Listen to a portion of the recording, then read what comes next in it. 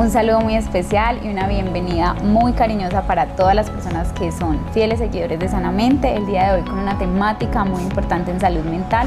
Vamos a hablar de todo lo que compete a salud mental en todos sus ciclos vitales, porque la salud mental es importante del vientre hasta siempre.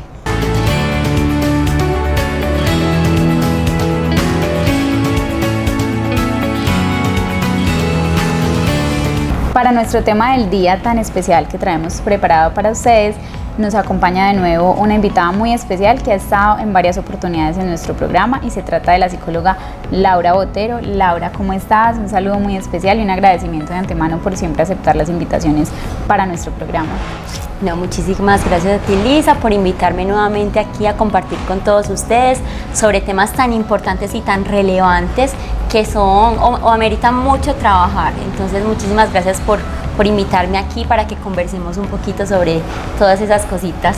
Así es, Laura, y es que como nos hemos dado cuenta en nuestro bloque temático de este último mes, hemos estado hablando de salud mental en diferentes entornos y precisamente esta vez vamos a hablarlo a modo general de todo lo que tiene que ver con salud mental en los diferentes ciclos o cursos de vida. Y seguramente muchas personas se preguntarán, bueno, pero es que este tema está siendo cada vez más relevante, más visible, ahora todos tenemos que ver con salud mental, que de hecho siempre todos hemos tenido que ver con salud mental, solo que ahora y en buena hora ha sido muchísimo más visible y tú lo decías, es muy relevante, muy importante. Pero queremos entonces hacer hagamos una especie de línea de tiempo, o más bien, sí, una línea que nos dirija en los diferentes ciclos o cursos de vida, qué situaciones se presentan y qué más o menos está alrededor en torno a ellas sobre diferentes situaciones de salud mental, porque vemos que no solamente afecta a los adultos o a los abuelos o a ciertas personas en especial, sino que puede afectar o puede verse comprometida desde la primera infancia, incluso desde mucho antes en la etapa de la gestación hasta nuestra tercera juventud.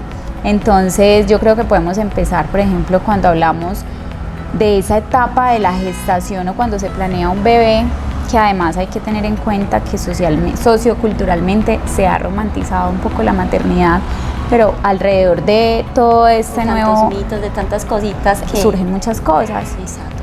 No, como tú decías, la verdad es que la salud mental es un tema que viene de toda la vida, es decir, de muchas generaciones, creo que desde la existencia del ser humano.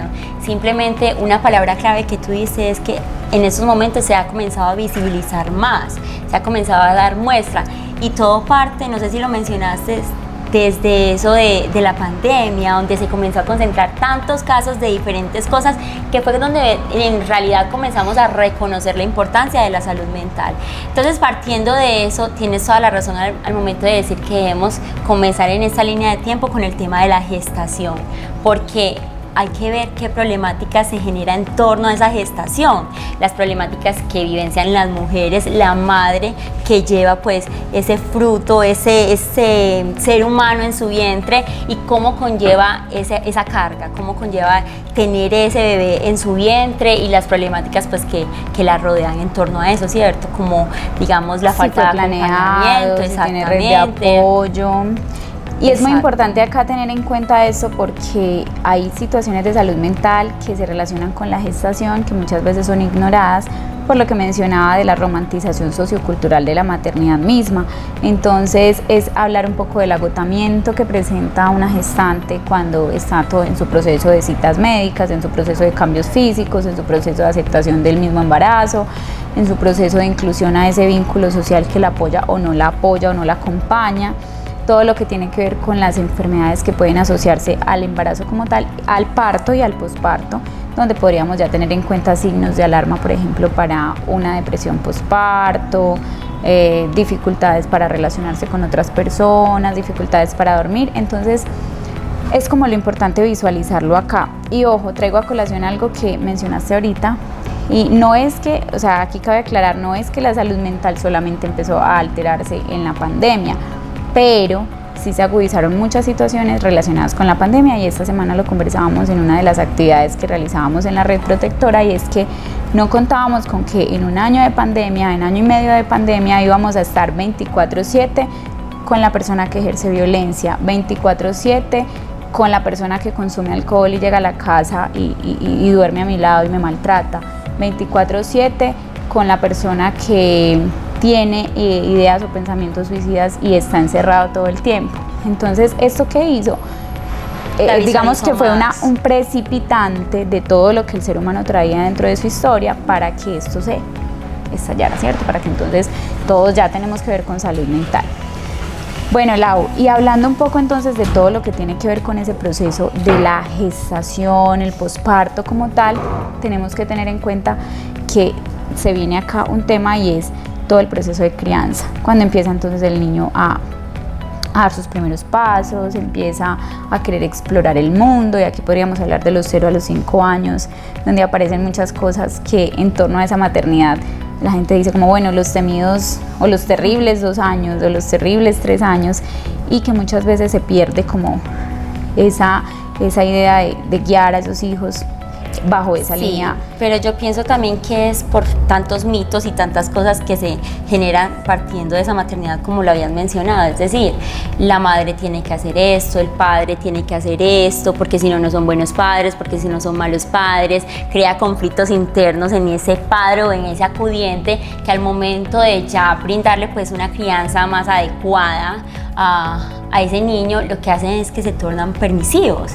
Entonces, dentro de esa permisividad, no llevan pues la relación de una forma adecuada, y es donde generan inseguridades, desconfianzas y en muchos casos pues hasta problemas de comportamiento en los niños, que es lo más frecuente, ¿cierto? La dificultad de acatar la norma, la dificultad de confiar en sí mismo para hacer algo, porque claro, mamá y papá están ahí, me lo hacen, no tengo que preocuparme por nada, no le dan independencia al niño para que también reconozca su medio y pueda también interactuar y, digamos, coger esas defensas pues ante las dificultades, sobre cómo ante enfrentar, lo que es la vida real. Exacto, sobre cómo enfrentar realmente esas situaciones que se le van a presentar toda la vida. Entonces eso también viene muy ligado de la crianza y de las creencias y de la salud mental de sus padres o del acudiente que lo está acompañando, ¿cierto? Así es, Laura, y mira que viéndolo desde esa línea que venimos, bueno, todo lo que tiene que ver con el proceso entonces de la gestación, de esa primera infancia, ya de la infancia, aquí es importante resaltar cuando hablábamos de esa permisividad o de ese establecimiento de normas y límites, y es que aquí ya se pasa entonces a partir de los 5 años, ya en esta primera infancia, a visualizar algo, y es que los niños empiezan a generar una identidad, ¿cierto? A empezar a buscar cómo acomodarse en el medio, pero es muy importante tener en cuenta que en esta edad el lóbulo frontal de los niños apenas está madurando, apenas se está formando, apenas está aprendiendo, y no hay todavía esa conciencia del otro, que es lo que pasa cuando ya somos adultos, donde tú ya te preguntas qué pensará el otro, qué sentirá el otro, si hago esto puedo generar aquello, y estamos hablando entonces de una etapa que muchas veces pretendiera forzarse, ¿cierto? Como que bueno, ya tiene 6 años, ya tiene 7 años, ya debe entender cómo se hacen las cosas. Claro, a lo que vamos es a cómo es ese proceso de acompañamiento cuando los chicos empiezan entonces a hacer pataleta, a pedir algo, a decir quiero esto, me identifico con aquello, y su forma de pedir o su forma de integrarse siempre es de una forma muy primitiva, que la tenemos todos los seres vivos, ¿cierto? Como a través del llanto, a través de la rabia muchas veces, y que a veces en esa situación de padres y madres se torna algo como no sé qué hacer. Mi hijo hace pataleta y eso significa que es grosero, no sé cómo orientarlo, no sé cómo acompañarlo, y muchas veces es donde llegamos a esa permisividad extrema o por el contrario también a la violencia. Entonces es acá donde tenemos que empezar a pensar, bueno, ¿qué surge en torno a este proceso de adaptación de los niños y niñas? Y es aquí donde vienen situaciones comportamentales principalmente, y hay algo que pasa mucho con papá y mamá o con cuidadores, y es que no hay unos acuerdos. Exacto, en cuanto a la crianza. Entonces, pero eso también una cosa que eso se torna mucho también al sentido de la comunicación asertiva que se tienen entre las personas que conviven juntas, que digamos en una familia tradicional sería mamá, papá, ¿cierto? Los que llevarían ese control de esa comunicación, porque si tú no tienes una comunicación asertiva con la persona con la que convives, no se la vas a poder transmitir a ese niño que apenas está creciendo y, como tú dices, que aún no sabe discernir por completo todo lo que le rodea. Entonces el guía tampoco lo sabe, y cómo le va a enseñar. ¿cierto? Entonces, todo se basa también en la comunicación, pero una comunicación asertiva, una comunicación en la que tú primero te escuches y puedas escuchar al otro y asimismo responder las preguntas y preguntar de una forma adecuada las cosas, porque incluso muchas veces los papás dicen, no, es que mi hijo no me... Yo le pregunto, le digo, ¿qué comiste hoy? No me dice. ¿Qué hiciste hoy? Nada. ¿Dónde estuviste hoy? No, por allá en el colegio. ¿Con quién estuviste? No, con tal. No profundizan y los papás se frustran, dicen, ¿por qué mi hijo no me responde? ¿Por qué no quiere hablar conmigo? Pero ¿cómo le estás preguntando? ¿Cómo te estás comunicando con él? ¿De una forma empática o por el contrario, de una forma muy autoritaria, ¿cierto? Así es. Porque es muy diferente. Diferente sería que el papá le preguntara, ay amor, imagínate que hoy comí esto, hoy fui tal lado. Eso es crear un espacio y acomodar el espacio para que el niño se sienta seguro y quiera de verdad pues expresarte sus sentimientos, expresarte como eso que le está quejando. Y así en ese sentido, como papá, como mamá o como cuidador, puedas ayudarlo y orientarlo a que busque una solución más viable. Así es, Laura. Y ya que tocas ese tema de la comunicación asertiva y de generar empatía con nuestros niños, y bueno, para pasar un poco también al tema de los adolescentes, es importante acá tener en cuenta lo que decíamos al principio. En estas etapas de la vida también hay situaciones de salud mental de riesgo, también hay enfermedades mentales o también hay situaciones, por ejemplo, como de suicidio. Los niños también se están suicidando, los adolescentes están teniendo cada vez más intentos de suicidio porque precisamente hay una intención de acabar con un malestar que tiene que ver con muchos factores, y este tema que merece profundidad, el tema del comportamiento suicida, voy a mencionar aquí brevemente para que podamos continuar, que es un tema que es multifactorial.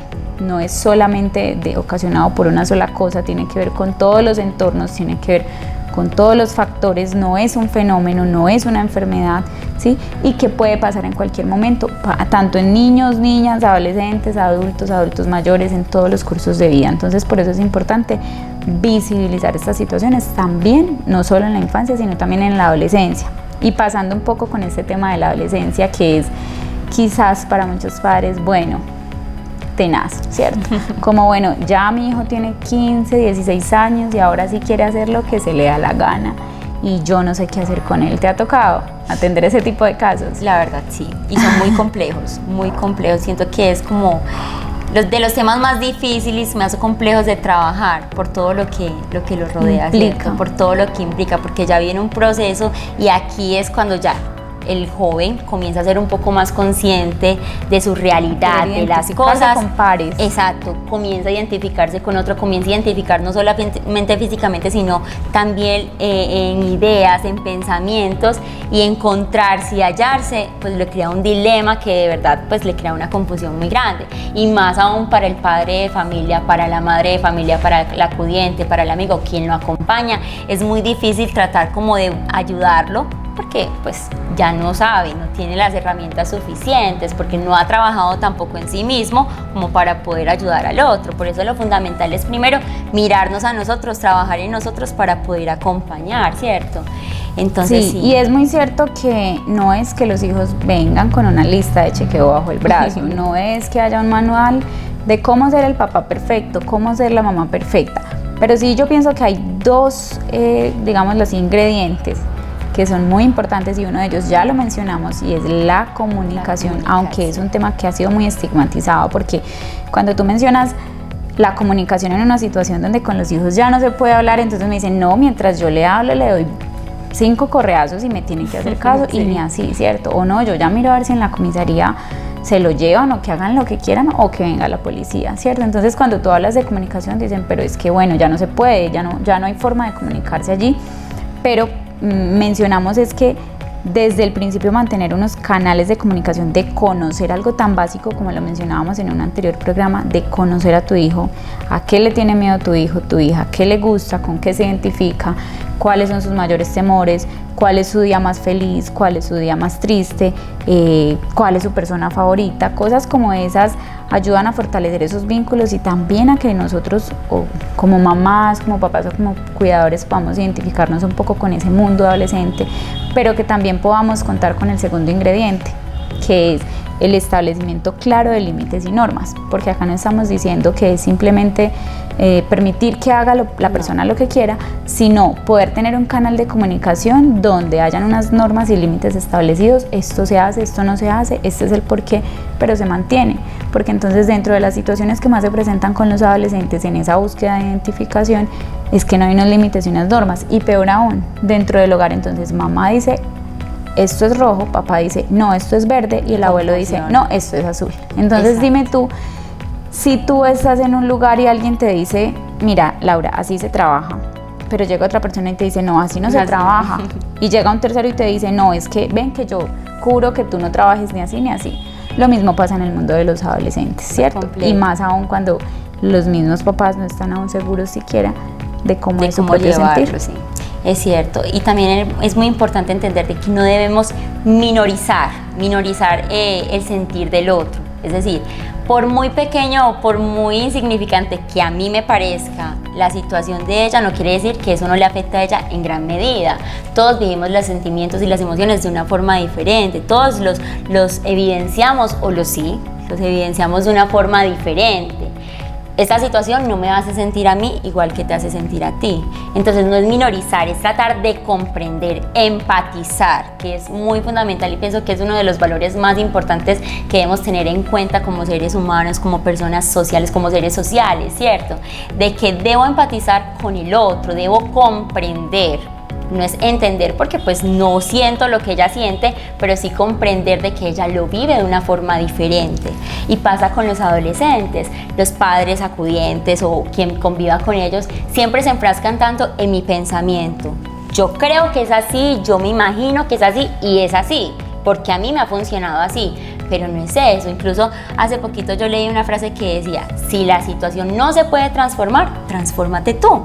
¿Cómo me puedo transformar yo como cuidador? ¿Cómo me puedo transformar yo como guía para poder direccionar y para poder ayudar a esa persona a la que está a mi cargo o a la persona que me está acompañando o a esa persona que está presentando una dificultad? ¿Cómo puedo transformarme yo sabiendo que a ella se le dificulta, porque no se le imposibilita, sino que se le dificulta transformarse y avanzar? Entonces siento que eso también es para tener en cuenta dentro del contexto de los jóvenes. No es solamente decir, tú como joven te portas mal en esta situación, pero esto tiene que ser como yo estoy diciendo. ¿No te parece que es así como yo estoy diciendo? ¿Cómo puede ser? Cuéntame. Claro, es tratar de establecer unos acuerdos. Lau, y eso que mencionas es muy importante y quiero aquí también hacer como la cuña de algunas situaciones estadísticas que tenemos en el municipio que las hemos venido repitiendo y seguramente lo seguiremos haciendo porque cada vez más vamos a visibilizar los temas de salud mental. Y es que cuando nos acercamos a profundidad con nuestros adolescentes en ese trabajo grupal, en ese trabajo individual, siempre, y de hecho es lo que se ha venido fortaleciendo desde la Estrategia Salud para el Alma a través de la Política Pública de Salud Mental Municipal y Departamental, es todo lo que tiene que ver con resiliencia e involucramiento parental. ¿Por qué? Porque es lo que nos hemos encontrado en todo el territorio, de hecho con prioridad en el oriente antioqueño y en el departamento, donde nos encontramos adolescentes, niños y niñas que dicen o piden a gritos, es que quisiera que mis padres estuvieran más cercanos a mí o quisiera poder hablar un poco más con mi mamá y mi papá, porque ¿qué pasa? Muchas veces los adultos también en medio de ese tiempo tan apresurado, de ese no conocer o no saber qué hacer, no escuchamos o no escuchan a sus hijos y siempre es un poco lo que tú decías, esto es así y ya, ¿cierto? Pero no permitimos también entendiendo que ese otro y esa otra también tiene una conciencia ya, permitir entonces, hey, bueno, hablemos, ¿qué está pasando contigo, cierto? Estoy muy preocupada porque mi hijo está consumiendo drogas, estoy muy preocupada porque mi hijo está teniendo intentos de suicidio, pero simplemente muchas veces por ese no saber qué hacer, busco solamente los recursos del Estado, que está muy bien porque para eso estamos, pero me refiero a algo más ya interno dentro del grupo familiar.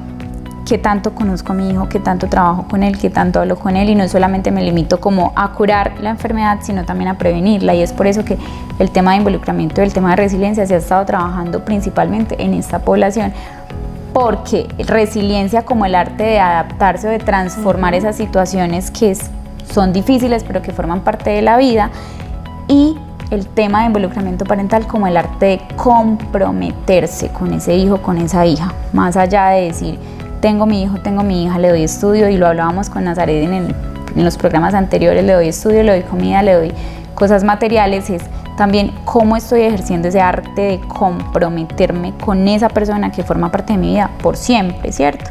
Y que a lo largo de esta etapa de la vida se presentan tantas situaciones difíciles en ese proceso de encajar, de buscar yo a dónde pertenezco, yo quién soy, a mí qué me gusta, yo qué voy a hacer de mi vida adulta.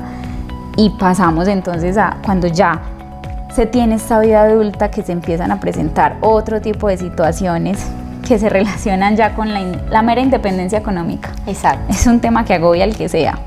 Mera independencia económica, y lo que abarca también es independencia económica, ser conscientes de los actos que ya pues ya no va a estar nadie que me puede cubrir, sino que ya me tengo que cubrir yo mismo, porque ya yo debo ser, se supone que debo ser responsable, que soy una persona súper independiente, pero tampoco, también necesitamos ayuda, incluso en ese proceso necesitamos ayuda y necesitamos acompañamiento, que alguien me diga, tranquilo, que si te caes, pues yo te levanto, yo te ayudo a levantarte. Y es que no está mal levantar la mano de vez en cuando. No, no está malo, todo lo contrario.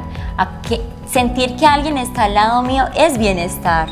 Acompañar al otro es bienestar en todos los sentidos. Pero sí, una dificultad que es fundamental dentro de la salud mental, digamos, del adulto, es eso, esa confianza en sí mismo también, a que pueden enfrentarse a todo y que no lo tienen que hacer de la manera perfecta, simplemente saber que tienen esas capacidades para hacerlas, que de pronto no las tienen súper desarrolladas como quisieran, está bien, para eso está la vida, para enseñarte, para tú crecer, para aprender en el proceso, pero sí, pienso que es eso, más que todo la confianza, arriesgarse y a enfrentarse a esos nuevos retos que abarca la adultez. Lau, y también algo muy importante, que esto es transversal a todo, y es el estigma a decir necesito ayuda, ¿cierto? Muchas veces, y esto pasa sobre todo en la vida adulta, como te digo, en cualquier etapa de la vida, pero se visibiliza un poco más en la vida adulta, como qué pena decir que he estado como bajito de ánimo, qué pena decir entonces que me duele la separación de mi pareja y que siento que está siendo más grande que mis capacidades, qué pena decir que en mi trabajo no estoy bien, no me siento a gusto, estoy saturado. Porque si no me siento a gusto, el problema soy yo, que es que no soy capaz, no tengo las habilidades suficientes. Viene la desconfianza en sí mismo, ¿cierto? Sí. En el tema de parejas, que es que si llego a tal edad y no me he casado, ya la comunidad o la sociedad va a estigmatizarme.